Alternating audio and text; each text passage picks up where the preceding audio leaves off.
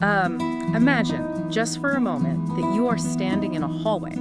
Okay. And it's not a wide, comfortable hallway. It's a really narrow, maybe a little dimly lit space, the kind of space that feels physically tight around the shoulders. Right, like claustrophobic. Exactly. And you are standing right there in the middle, effectively acting as a human doorstop between two completely different worlds. That sounds, it sounds like the beginning of a suspense movie or a horror movie. It really feels like one.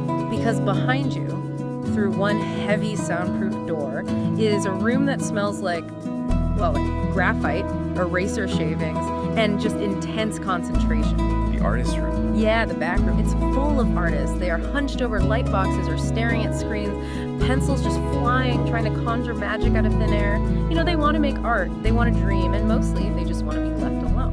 And then through the door in front of you. Through that door, it's a totally different vibe. That room smells like expensive cologne, dry cleaning, and anxiety. It's full of suits. The executives. Right. Schedules, budgets, people in expensive ties tapping their watches and looking at spreadsheets, and they're basically asking two questions over and over again. Why isn't the magic done yet? And why does the magic cost so much money? Yeah, that is an incredibly stressful place to be. You're the buffer zone. You are the director. You are the one single person who has to keep both of those rooms happy, even though they fundamentally speak different languages and, quite frankly, often hate each other. You know, that description really perfectly captures the central tension of the job. It's not just about having a creative vision. It's about diplomacy in an active war zone. It is the absolute definition of stress, and that is exactly where we are starting today's deep dive. We are unpacking Chapter 18 of the Animator's Survival Kit by the legendary Richard Williams. Such an important book. It is. I mean, the book itself is often called the Bible of animation, but this specific chapter, which is titled simply Directing, it's something really special. It really is. Because Richard Williams isn't just giving technical advice here, you know, on how to draw a frame or time a bounce. He's laying out a philosophy of survival. He's dealing with the psychological toll of being that exact person in the hallway. And for those listening who might not know, Richard Williams is the genius who directed the animation for Who Framed Roger Rabbit. Oh, yeah. He's won Oscars. If anyone knows about the absolute pressure cooker of directing something massive, it's him. Absolutely. And what makes this chapter so valuable is that he strips away all the glamour. He doesn't talk about walking red carpets or giving speeches. He talks about how to survive the daily chaos of production without literally losing your mind. And he has this incredible visual to kick things off. I want to try to describe this for everyone because it's so perfect and honestly a little disturbing. Yeah, it's a great drawing. There's this diagram in the book right at the very start of Chapter 18. It shows a director, but he's drawn as this, well, Williams calls him a two-faced creature. Which, you know, usually sounds like an insult. If you call someone two-faced, you mean they're deceptive or untrustworthy. Right, but here it's an actual job requirement. In the drawing, the director is physically doing the splits. One leg is stretching all the way back into the back room where the artists are. The other leg is stretched way forward into the front room where the executives are. And the director literally has two faces on one single head. Let's break down the face looking at the executives first. What's the expression there? The executive face is smiling. It's this big, fake, winning smile. He's holding a schedule in his hand, looking up at these executives who are drawn as these towering, sharp, triangular shapes. Very intimidating shapes. Yeah, super intimidating. And the director is saying to them, it's going to be great, we hope. We hope. That is such a crucial little phrase. He's selling confidence, he's projecting this, I've got this aura. But deep down, there's that tiny desperate prayer of, please let this work. Exactly. He has to be the shield for the whole production. But then you look at the other side. The director's other face is looking back at the back room, and this face is totally different. Not smiling at all. Not at all. It's aggressive. He's holding a whip, metaphorically, or, well, literally, in the cartoon drawing, and he's cracking it over a line of animators who are just hunched over, working furiously. And to them, he's shouting, do good work and draw faster. That image just encapsulates the entire struggle. You have to be the protector of the artists, shielding them from the corporate nonsense so they have the mental space to create. But at the exact same time, you have to be the enforcer who ensures the product actually gets made, because you know the suits are out there waiting. You are living a double life. It's wild. And today we're going to unpack exactly how Richard Williams managed that double life. We're going to look at his specific rules for sanity, his strategy for manipulating or managing, I should say, executives. And we have some incredible behind-the-scenes stories from Who Framed Roger Rabbit that show exactly how he pulled off the impossible. And what I find really fascinating is that despite all that massive complexity, despite the two-faced nature of the job, Williams boils it all down to simplicity. He starts the chapter by claiming there are really only a few important things to know about directing. He narrows it down to just 3 rules. 3 for directing a massive animated feature with tens of millions of dollars on the line. Just 3. And when you first hear them, they sound almost too simple. Rule number 1, be simple. Rule number 2, be clear. And rule number 3, put everything where you can see it. Okay, let's unpack these immediately because I feel like be simple is the hardest possible advice to follow when you're making a movie with 1,000 moving parts. Oh, it is the hardest. But that's exactly why it's the first rule. Complexity is the absolute enemy of execution. You have to realize that animation at a studio level is a giant game of telephone. Oh, for sure. You have an idea in your head, you write it down, a storyboard artist draws it, a layout artist stages it, an animator moves it, an assistant cleans it up, a colorist paints it. That is a lot of hands touching one single idea. Exactly. And at every single step, if the core idea isn't simple, it gets diluted or just completely confused. Be simple doesn't mean the art has to be boring or minimalistic. It means the direction must be singular. You have to distill the vision down to something that cannot be misunderstood. Which leads right into the second one, be clear. Yeah, clarity is essentially kindness in a production environment. Ambiguity just costs money. If a director says, make it look, I don't know, sort of cooler, maybe a bit more atmospheric, that is a completely useless instruction. That's a nightmare. The artist goes away, guesses what you mean, spends 2 weeks drawing something intricate, and then you look at it and say, no, not like that. And you've just burned $10,000 of the budget. Be clear means you, the director, must know exactly what you want before you ask someone else to do it. You have to do the mental heavy lifting first. And the third one, put everything where you can see it. This one feels very practical, almost like, I don't know, decluttering advice. It's incredibly practical, especially in the digital age, though obviously Williams wrote this from an analog perspective with actual paper. In animation, you are dealing with thousands of individual assets. Storyboards, character designs, exposure sheets, background paintings. And if those things are hidden in drawers or nowadays buried in deep subfolders on a server somewhere, you lose the gestalt. You lose the big picture.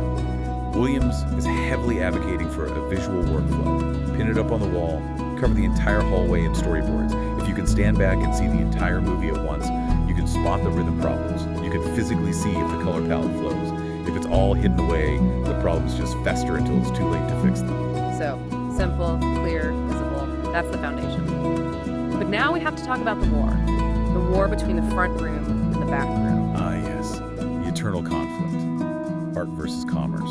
Williams addresses this head-on in chapter 18. He has this great juxtaposition of quotes in his notes. It's like a rap battle between the 2 rooms. On one side, he quotes an anonymous executive screaming, "It's a business, god damn it." We've all heard that voice, the voice of the bottom line. And then on the other side, he quotes the brilliant animator Emery Hawkins, who retorts, "It's not a business, it's an expression." And the tragedy and kind of the comedy of it is that they are both completely right. Williams plays the judge here. He says, of course it's both. But, and this is a massive, he drops a truth bomb that he calls the golden rule. And listeners, this is not the Sunday school, treat others how you want to be treated golden rule. No, it is decidedly not. In the world of high-budget commercial art, the golden rule is, whoever has the gold makes the rules. It's brutally honest. It really is. And it's a reality check that a lot of young, idealistic artists need to hear. Williams is saying that we are hired to do a job. Someone else, a studio, a producer, a group of investors, is putting up the millions of dollars required to make this film. We're spending their gold. So we have to play by their rules. He actually says, if we want artistic freedom, then we provide our own gold. Exactly. If you want to make an experimental abstract film that takes 10 years to finish and makes absolutely no sense to anyone but you, go for it. Just fund it yourself. But if you are on the studio's dime, you have a fiduciary obligation to that investment. And this is where Williams' genius really comes in. He doesn't say you should just roll over and be a corporate hack. He doesn't say just let the suits ruin the movie. No, he has a strategy, a survival strategy. He says our job as directors is to allay the fears of the executives and incite greed by our talent display. Incite greed. I love that phrasing so much. It sounds so manipulative in the best possible way. It really is. He understands the psychology of the executive perfectly. Executives are driven by two primary emotions: the blinding fear of losing money and the overwhelming desire to make money. Fear and greed. So how do you manage those two extremes? You allay their fear by being incredibly organized. You show them the simple, clear, visible plan. You show them you are totally in control of the ship. That calms the panic. But then you incite their greed by showing them how incredibly good the work is. He says, solve the problems up front. Don't wait. Design the stuff, select what is good, and show them it works before they even have a chance to panic. Precisely. If you leave a vacuum of information, the executives will always fill it with their anxiety. And executive anxiety manifests as terrible notes. Can we make the rabbit blue? Can we add a pop song here? But if you show them something undeniable, a character design that just pops off the page, or a test shot that makes them genuinely laugh out loud, suddenly they see dollar signs, they think, oh, this is going to be a massive hit. And once they think it's a hit, They back off. They let you work. The greed overrides the fear. so the art essentially serves the business, which in turn buys you the freedom to make the art. It's a self-sustaining cycle. It is. And to initiate that cycle, you need a plan. You can't just wing it. Which brings us to one of the most important documents in any production, according to Williams, the brief. The brief. Now, I've seen production briefs in my time. They can be like actual telephone books. 50 pages of lore, demographics, marketing synergy, backstory that never makes it to the screen. But Williams, he insists on writing the goals on a single sheet of paper. One sheet. Again, remember rule number one, be simple. If you can't fit the fundamental mission of the movie on one page, you don't know what movie you're making. If you can't explain it in 3 paragraphs, how on earth do you expect a team of 400 exhausted artists to understand it? We actually have the case study for this right in the chapter. He shared the actual brief he wrote for Who Framed Roger Rabbit. This is fascinating because Roger Rabbit is arguably one of the most complex technical achievements in animation history. Live action, cartoons, tone balancing, film noir, slapstick comedy. It's a nightmare mix. And yet, the brief is incredibly simple. Let's look at what was actually on that page. It really boils down to 2 main goals. First, the technical goal. Make the marriage of live action and cartoon realms blend together convincingly. Convincingly, that's the operating word right there. Right. It implies a level of physical realism that hadn't really been done before. Not just cartoons floating on top of film like Mary Poppins, but cartoons casting real shadows, bumping into physical lamps, feeling like they have actual weight and mass in the room. That was the technical North Star. And then the second goal was about the style. He was very specific about the animation lineage they were tapping into. He lists 3 specific ingredients for the animation team to combine. Yes. First ingredient, Disney articulation. Meaning what exactly, in practical terms? Meaning the quality of the movement itself, the squash and stretch, the fluidity, the absolute polish that Disney feature films were famous for. It had to look expensive and biological, not stiff or cheap. Second ingredient. Warner-type character. It's the attitude, the wackiness. Exactly. The character archetypes. Disney characters are often very sweet or sincere. Warner Bros. Characters, Bugs Bunny, Daffy Duck, are cynical, witty, aggressive. They break the fourth wall. He wanted that specific edge. And the third ingredient? Tex Avery humor. The wild takes, the eyes popping out 3 feet from the skull, the anvils dropping from the sky, pure, unadulterated chaos. But, and this is a crucial but, on the brief, he adds a parenthetical note right next to Tex Avery humor, but not so brutal. Not so brutal. That is such a spectacularly specific piece of direction. It's brilliant direction. Tex Avery cartoons could be incredibly violent, they were edgy, sometimes they were outright mean. Williams is saying, we want that frenetic energy, we want that impossible gag timing, but we need to soften the edge just enough so it fits in our Robert Zemeckis, Steven Spielberg family blockbuster. That one single page gave the entire crew their marching orders. They knew exactly what sandbox they were playing in. Okay, give me a Daffy Duck attitude with Disney smoothness, doing a Tex Avery gag, but keep it PG. Exactly. It clarifies everything instantly. And once you have that brief, you have to prove it actually works in motion. You have to show it. And this is where the Leica reel comes in. The Leica reel. For those listening who might not know the term or maybe know it better as an animatic, can we break this down? What exactly is a Leica reel, and why does Williams treat it like the holy grail of production? So, a Leica reel, which is named after the Leica cameras they used to use to film them back in the day, is basically a filmed version of the storyboard.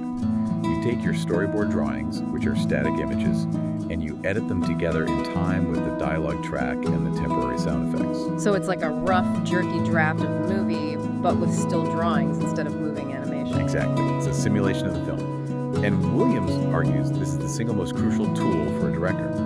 He says it shows what is working, and much more importantly, what isn't working, before you start the actual animation process. Because animation is expensive. Incredibly expensive and painfully slow. You do not want to realize a joke isn't funny after you spend $50,000 in 3 weeks animating a character delivering it. You want to realize it's not funny when it's just a pencil sketch on a reel. You can throw the sketch away and draw a new one in 5 minutes for free. He mentions a psychological benefit to this too. He says it gives everyone something to hang their hat on. That's a great phrase. Imagine you're an animator. You're working on shot 45. You have absolutely no idea what happens in shot 44 or shot 46. You feel totally lost. You're just drawing a rabbit opening a door.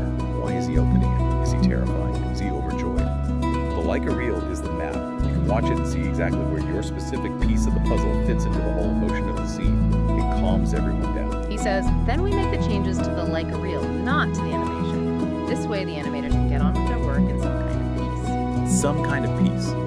That's the ultimate goal. The director takes the heat, makes some brutal changes in the editing room with the cheap storyboards, tears the story apart, and puts it back together there. Then he hands the locked reel to the animators and says, go. If you are constantly changing the plan while the animators are working, you absolutely destroy morale. So we've got the brief, we've got the reel. Now let's talk about the characters themselves. Williams has a very specific philosophy on character design, and it's all about one word: contrast. Contrast is king. Williams is adamant about this. He says you have to separate the characters. Visually, they need to be distinct from a mile away. He lists these pairings: big and little, fat and thin, tall and short, round and square. It sounds basic, right? Like Animation 101. But you would be surprised how often professional productions forget it. If all your characters are roughly the same height and build, the audience gets visually bored. It's hard to read the silhouette quickly. You want shapes that essentially argue with each other on screen. He brings up Disney's The Lion King as a successful example of this. Yes, he notes that in The Lion King, the creatures all sound, look, and behave totally differently from one another. You have the heavy, menacing, angular Scar. Then you have the bird Zazu, who is light, stiff, fluttery, and blue. The hyenas, who are scrappy and hunched over. The contrast creates the chemistry. If Scar looked exactly like Mufasa, but with a slightly different mane, the conflict wouldn't feel nearly as sharp. He also mentions pairing opposites in terms of status or age: rich and poor, old and young. Think about Roger Rabbit. It's the ultimate masterclass in contrast. Roger is a rabbit. He's white, soft, round, squashy, frantic, high-pitched. Eddie Valiant, the detective, is a human. He's wearing a drab gray suit. He's heavy, grounded, cynical, slow, low-voiced. The visual contrast tells you everything you need to know about the relationship before they even speak a word to each other. Exactly. If Eddie was also a goofy, bouncy, hyperactive guy, the movie completely falls apart. The friction comes directly from the contrast. So you've designed your beautifully contrasting characters, you've got your solid Leica reel. Now you have to actually manage the real human beings drawing them. This brings us to section 3, managing the talent. And I love this because Williams uses a theater analogy: best foot forward. This is all about smart casting. He says, just like in theater, actors know the vital importance of entrances and exits. You need to start strong and end strong. So he says, put your absolute best animators on the opening and the ending. That makes so much sense. Hook the audience immediately with your most stunning visual work and leave them with a great final impression so they walk out of the theater buzzing. Exactly. If the middle is a little weaker or a little slower, the audience might forgive you. They're already invested. But if the opening looks cheap, you've lost them forever. And if the ending falls flat, they walk out hating the entire movie. But he doesn't just abandon the middle, right? He talks about the pillars. Right. You can't just have a wasteland of bad animation in the middle of the film. So he says you spot your best animators, your aces, evenly, through the middle of the film to hold up the structure. It's literally like building a bridge. You need those support pillars at key emotional moments or big action set pieces to carry the weight. What about the, let's say, the less experienced people, the juniors just starting out? The people learning the ropes. He says, put them on the 3-foot-long shots. Crowd scenes, the stuff far away in the background, where mistakes aren't as glaringly visible. It's a safe place for them to learn and get screen credit without ruining a vital close-up. It's strategic deployment of talent. You cast animators for what they can do, not what they can't. Which seems so obvious, but I imagine directors often try to force a square peg into a round hole. Oh, John is free this week, let's give him the highly emotional crying scene, even though John is historically only good at wacky slapstick. And that is a disaster for everyone involved. John fails, it feels terrible, the scene looks bad, the schedule slips because it has to be redone. It's the director's job to know the team's strengths better than they know themselves. Now, speaking of the team, Williams uses a metaphor for the creative process that I didn't see coming. He compares managing an animator to managing a pregnancy. The pregnancy metaphor, it is colorful, but if you really sit with it, it's quite profound. Let's break it down. He says, unless they're asking for help, allow the animator to give birth unimpeded. He's treating the scene like a baby. The animator is nurturing this idea, growing it frame by frame. It's an incredibly personal, vulnerable state. If you, the director, constantly poke at it, intervene, micromanage, or hover over their shoulder judging the rough sketches, you disturb the process. You have to trust them to deliver the baby. But there's a flip side to this metaphor. He says there is a specific time when you actually can make changes. He says once they're pregnant with a new scene, they don't mind making changes to a previous one. This is a brilliant psychological trick. And honestly, we are all the same in any creative field. When an artist is in the middle of a scene, they are emotionally attached to it. It's their baby. They will fight you on changes. They will defend every single pencil line. But the very moment that scene is done and they start a new scene, a new pregnancy, they instantly detach from the old one. They've completely moved on. Exactly. Oh, that old thing, sure, cut it, change the timing, whatever, I don't care. I'm focused on this new baby now. Williams is saying, time your feedback. Don't fight them while they're in the heat of passion for the current scene. Wait until they've moved on, and the exact same changes will be 100 times easier to get. That is just 4D chess right there. It's pure emotional intelligence. Directing isn't just about drawing well, it's about managing egos, managing attachment, and knowing human nature. He also has a policy for communication on the floor called say. Say. I love this one. It's about keeping the door genuinely open. He says if you catch a team member muttering to themselves, ask them to say. Because usually, if someone is muttering under their breath, they see a real problem. That continuity doesn't match, or that color is off.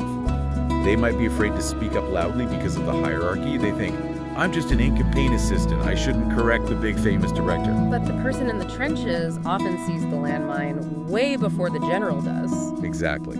Williams is saying, if you see something, say something. They might be right. And if they're right, they just save the production a week of time and thousands of dollars. It's about totally swallowing your pride as a director. Completely. The best idea has to win. It shouldn't matter if it comes from the intern getting coffee or the executive producer. Okay, let's shift gears to the technical side of things. Section 4, technical mastery. Williams touches on voice recording, which I found really interesting because he makes it sound surprisingly easy. He does.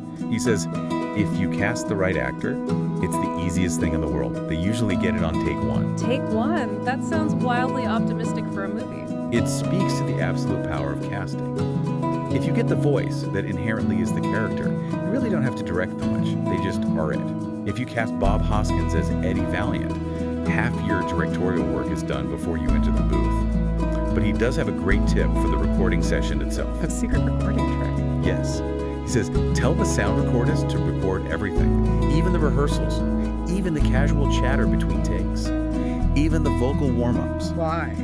Because actors, even truly great ones, can suddenly get stiff when they hear the word action. The red light goes on, and they start acting with a capital A. But sometimes the most natural, funny, or genuine reading happens when they are just loosening up or asking the director a question. Like, wait, is my character supposed to be angry here? And that casual reading of the line is the one you actually use in the film. Exactly. Williams says sometimes the very best material happens when the actor isn't officially performing. You want to capture that raw spontaneity.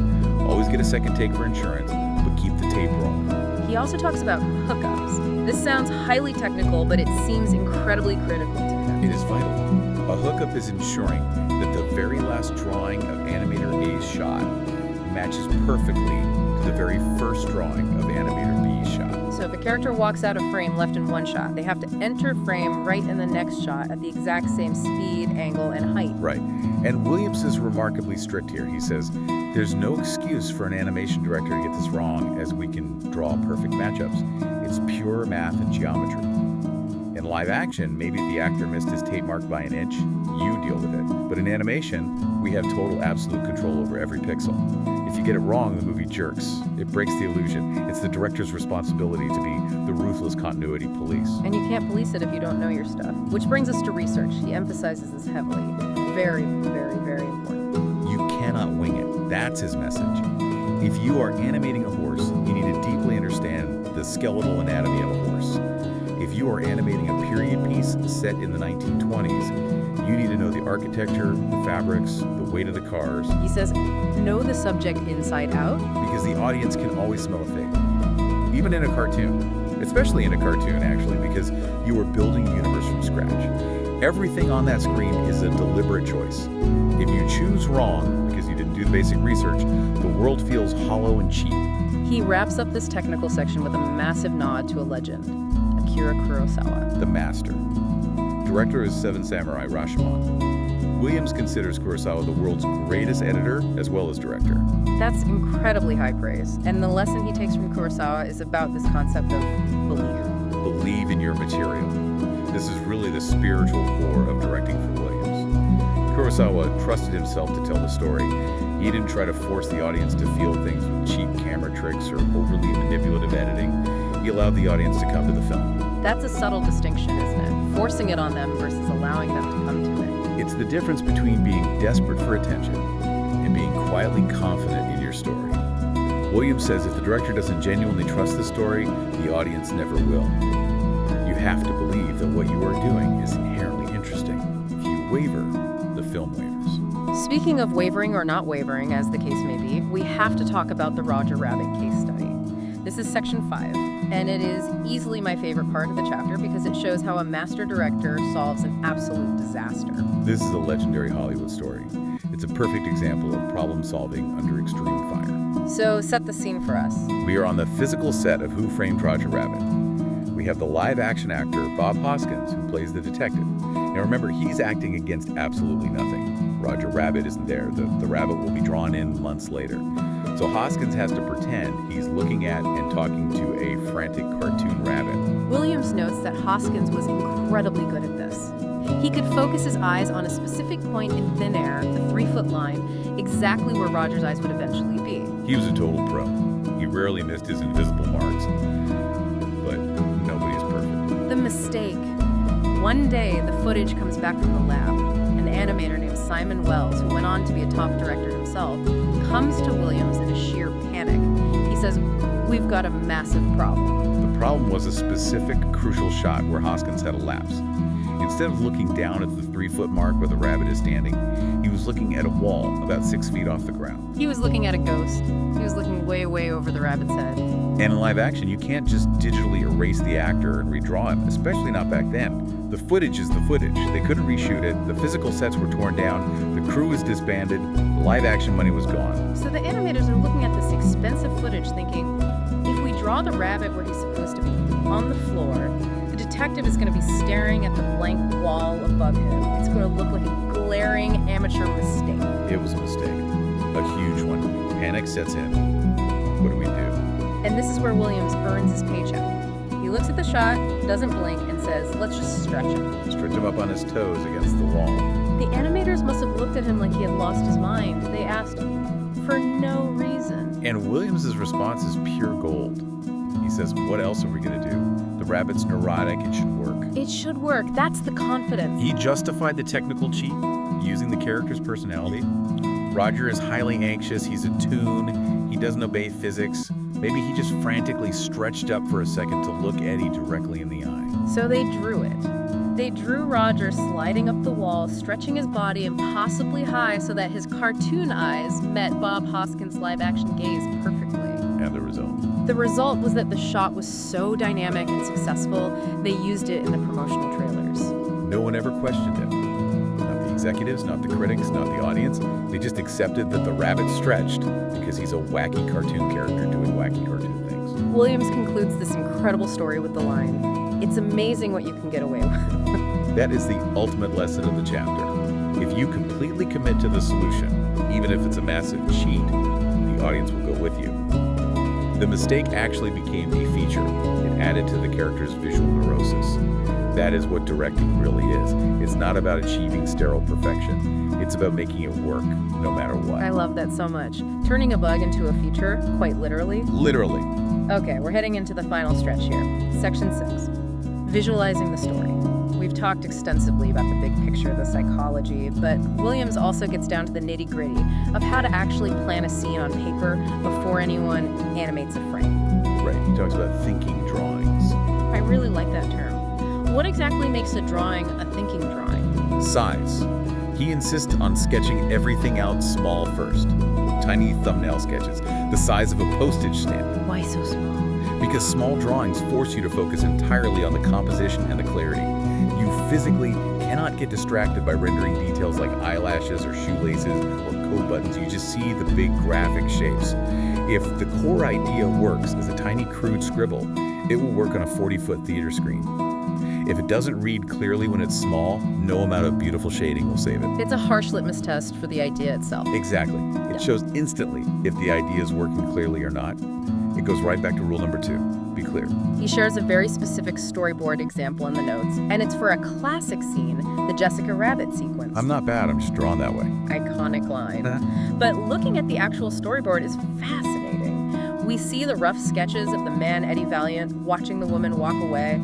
And looking at the handwritten notes on those sketches tells you everything about what the director actually cares about in the moment. Yeah, let's read some of these notes. On one panel, there's an arrow pointing to Jessica, and the note simply says, "Amazing walk." That is the direction. He's telling the animator, this walk has to be a showstopper. It's not just a person moving from A to B, it's the walk that defines the character.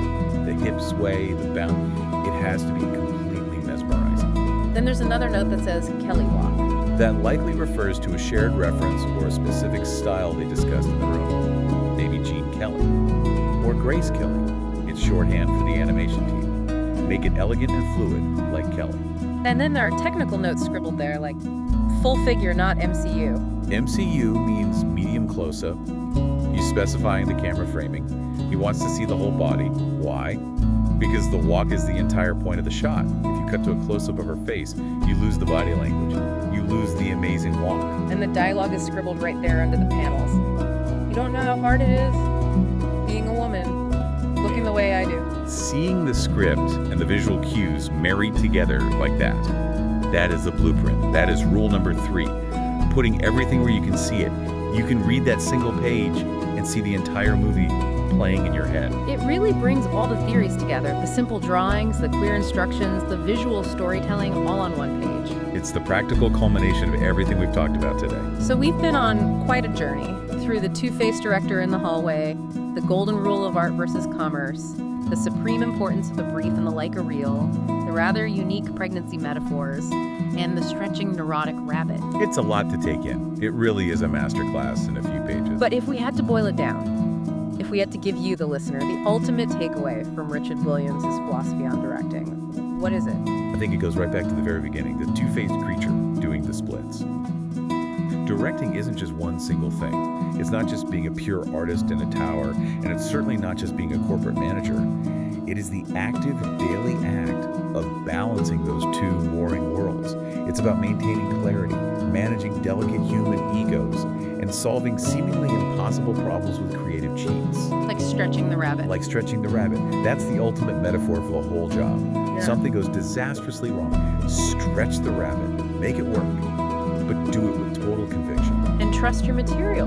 Yes. That Kurosawa advice is the anchor for everything else. If you don't believe in the story, no one else will. The director is the very first audience member. If you are bored by your own grief, we will all be bored. If you are excited, we have a chance. That is such a powerful thought. And you know, building on that Kurosawa idea of belief, it makes me think about how this applies outside of making movies. How do you mean? Well, whether you're directing a film or leading a team at an office or, frankly, just trying to direct your own life, you are the first audience member of your own story. Oh, that's interesting. If you are walking around apologizing for your goals or not really believing in the path you've set, everyone around you feels that lack of conviction. The audience, your friends, your coworkers, your family, they won't buy into your story if you don't. It's the exact same dynamic. Yeah. You have to allow people to come to your belief rather than forcing them to validate you. Exactly. So here's our final challenge to you, the listener. Take a look at your own work, whatever that is. Are you being simple? Are you being clear? Is everything where you can see it? And most importantly, do you actually believe in the brief you've written for yourself? If the answer is no, maybe it's time to get out a single blank sheet of paper and write a new one. And maybe sketch a few things out small. Very small. This has been an absolutely fascinating deep dive into the mind of a true master. Richard Williams gave us the survival kit. Now we just have to use it. It was a pleasure to unpack it. See